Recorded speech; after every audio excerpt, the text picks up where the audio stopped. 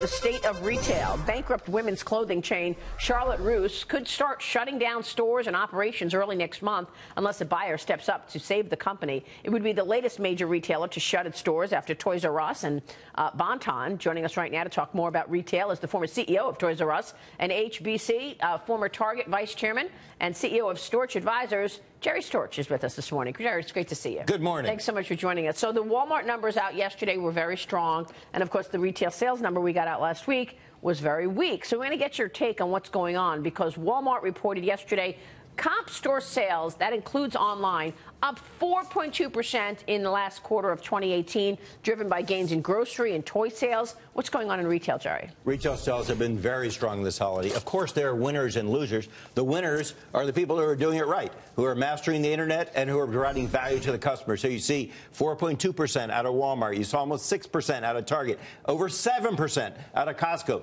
about 18% in the U.S. out of Amazon. So when you add up all the numbers, I put out an index called the Storch Advisors Index. The volume-weighted comp store sales gain of major chains in the U.S. was 6% for the holiday season. Of course, there are some poor performers, but that's because they're not keeping up with the consumer, whether it's JCPenney, Sears, Macy's even, Kohl's. Some of those are becoming yesterday's. So how do you explain the retail sales number that was down, what, 1%? Well, 1.2%. I said this when it first came out. I know the folks work hard at the government to collect that data, but I think there's something missing there. The world has changed. First of all, the internet has happened. I think it makes a big difference. There is no way, if you look at those numbers, it says that the internet was down in December. Only a report from Washington could say that. That's ridiculous. It says the internet underperformed department stores for December. Absolutely absurd. Now, why can that be true? Actually, the raw data said that sales were up about 9% in December, but then they applied a negative 10% seasonality discount because it was December. I'm not sure that discount factor was correct. Among other things, both Cyber Monday and Black Friday fell in November this year, and they were huge, as we saw by all accounts, especially on the internet. So something's a little wonky with that report. I choose to just put it on the side and say it's not typical of what's really going on in retail right now. They're not buying it. Yeah, I mean, e-commerce sales are growing 16% year over year, and they're set to double over the next 10 years. I mean, but when we look at retail sales, they're still less than 10% of overall sales, right? But Walmart was able to use their click and collect strategy, 2,100 stores where you order groceries online and you pull up to the. So is that how a Charlotte Russe changes their business model? Is that, I mean, how do they fix? So something else is happening. Obviously, the proximate cause of the demise of chains like, look, it's a long list, right? Charlotte Russe, Gymboree, Payless Shoe Stores, Toys R Us, Sears Holding. The proximate cause is clearly the rise of the internet, their inability to keep up in that environment, decline in physical traffic to stores, bricks and mortar stores, and the mall. Now, the origin, though, comes to the fact that all those companies have one thing in common. Hedge funds and private equity guys put huge leverage on those businesses. So at a time when the world changed, again, not stupid guys putting their leverage on there at the time, retailers were big cash machines.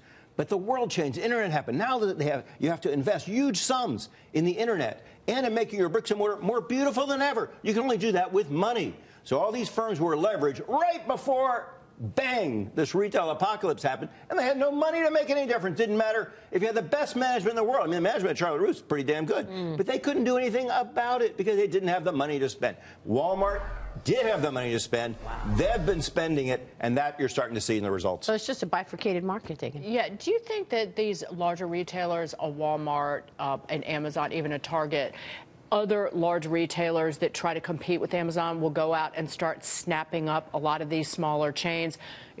Amazon, for example, owns Zappos. It owns ShopBop.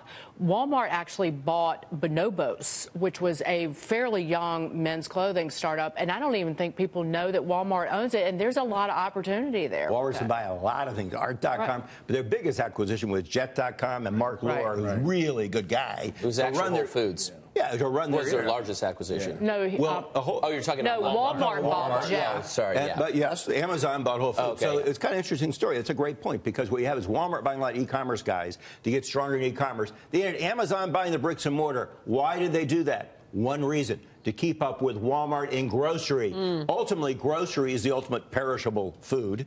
It has a lot of waste. And so the best way, I've been around this for years and years since web vans started, and I'm like, that will never work when they tried to ship groceries from a centralized place.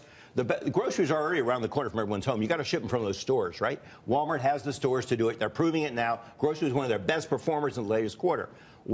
Amazon's looking like, how do we compete with Walmart and grocery? Groceries are huge markets, one of the last ones that Amazon hasn't conquered. Well, they thought, well, we can try to ship it, from wholesalers and centralized locations. They started that way, does not work. So they bought Whole Foods so they could be around the corner of people's homes. That's why they are expanding Whole Foods. They may be the only grocer in the country who's adding locations, by the way, so they can ship to your home. Is that the growth story within retail grocery, or where are the growth stories in retail? The growth story are the people who are doing it right and value in the internet. So I'm a big believer in people like Costco, Walmart. I've constantly said the off-price guys. TJ Maxx is worth more than Target. TJ Maxx is worth more than the entire department store sector combined. It used to be like the moss growing in the department store tree. Now it's the tree. The whole thing is the off-price guy. Dollar General, value player. Those companies can keep winning and keep expanding. Jerry, we can't let you go without asking about Toys R Us. Company looking to stage a major comeback a year after filing for Chapter 11. What are your thoughts here? Do you think Toys R Us will come back? Well, I think there's definitely room for one major specialty toy chain in the country. And again, given my prior comments, Toys R Us did not go bankrupt because consumers didn't want to shop at a toy store. The problem is it was highly leveraged in an environment where investment was required. So if you start over again, you say, let's do it right this time, I think you can do it. Would so there's room for someone. Do you want to be involved? I can't comment on anything like that. But it's a beautiful day, and it may snow later. Yeah, it sounds like you'd like to see Toys R Us come back. Who wouldn't like to see it? All those people who work so hard their whole careers in that business. Who wouldn't want to see it come back? And it is the iconic brand in that space. It's a fantastic brand. Fantastic brand. Yep. Jerry, it's great to see you. My pleasure. Thank you so much for joining us. Jerry Storch there. I knew the fourth quarter was stronger than those numbers indicated. And I'm really glad you confirmed. Well, our credit card bills say it. So exactly. we know. For sure. And then everybody who came on was like, this is a rip-roaring quarter. It was such a strong quarter. So those numbers made no sense.